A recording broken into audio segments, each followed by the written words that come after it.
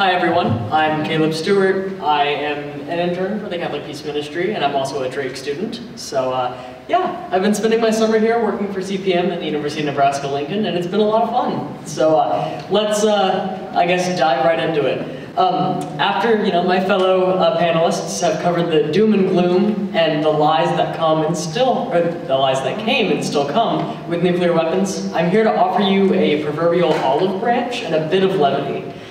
Brittany just discussed the culture of irresponsibility and recklessness that surrounded nuclear weapons and permeated their creation, and I'm here today to hopefully bolster the growing culture of realistic responsibility found today surrounding nuclear weapons. Today I'll be talking to you about what you and what we can do in the face of a horrific nuclear war. Today I'll be informing you about Back from the Brink and their 5-point plan. Back from the Brink is a national grassroots movement that was founded with the sole purpose of preventing nuclear war, hence why their URL is preventnuclearwar.org. Their whole purpose is, again, just that, preventing nuclear war. And as my time as intern at CPM, we've been having monthly meetings with them discussing just this, Oppenheimer and how to prevent nuclear war, because it's, again, as my panelists have already pointed out, a very realistic possibility and very dangerous. So, moving on to the actual plan.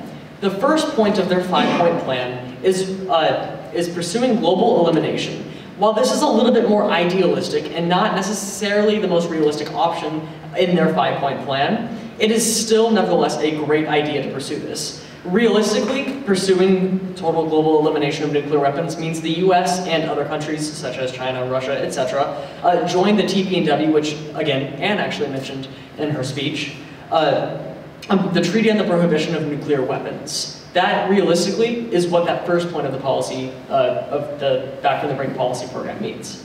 Moving on to the second, which is personally my favorite, but don't let me influence you, is renouncing first use. This is pretty self-explanatory, unlike the first one. Renouncing first use from an actual standpoint means that the US adopts a policy where we promise not to use nuclear weapons on somebody unprovoked. Currently, as it stands, US domestic policy dictates that the US has the right, reserves the right to launch a nuclear attack unprovoked. We can just do it because we feel like it.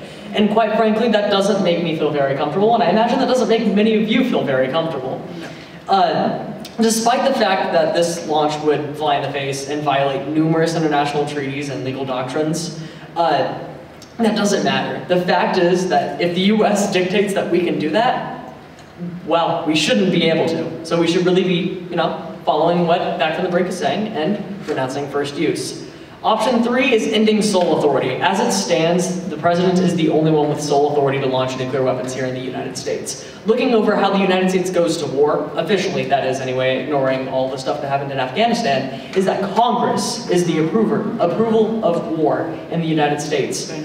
The US president should not and ought not have the ability to launch a nuclear strike that could kill billions and leave the world forever changed. Thus, we ought to ensure that we end sole authority for and give one person the keys to all of our destruction. Number 4 is ending hair trigger alerts. This one brings us a little bit back to the Cold War, where nuclear weapons can be launched also within a moment's notice. While this was great when we had no nuclear submarines or anything under the oceans that couldn't be touched, realistically, in the modern age, being able to launch a nuclear weapon within 2 minutes is a terrifying possibility, especially considering the numerous times in our history where we've been literal seconds and one person away from total annihilation because a computer system messed up. We ought to end hair trigger alerts. And finally, the one that everyone has mentioned today, actually, is canceling enhanced weapons. The United States plans on spending $1.7 trillion, almost $2 trillion, on upgrading our nuclear weapons. Let's dive a little bit deeper into the numbers and see what this really means. Currently in Des Moines, every individual pays about $225 each year in maintaining current nuclear arsenals. This is excluding any future costs. In other words, the city of Des Moines pays approximately $47.8 million each year to maintain current nuclear arsenals. Let's just take a look at one possible way where we could spend this money besides, making weapons that make everyone go boom. This money could be utilized instead to bankroll things such as the SNAP benefits program here in Iowa. In fiscal year 2022, the state of Iowa spent about $2.2 million on the SNAP program.